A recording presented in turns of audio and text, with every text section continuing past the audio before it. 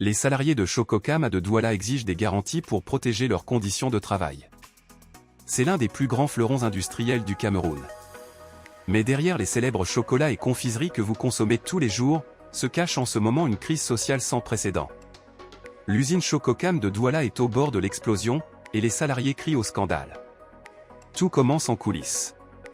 Le géant sud-africain Tiger Brands a décidé de vendre sa participation majoritaire de près de 75% pour une somme colossale estimée à 46 milliards de francs CFA. Le repreneur? Le fonds d'investissement Makama Capital. Mais le problème, c'est que cette vente s'est faite dans une opacité totale. C'est le silence radio de la part de la direction. Aucune table ronde, aucune transparence sur le futur organigramme, ni sur l'avenir des emplois. Face à ce mur de silence, les délégués du personnel montent au créneau.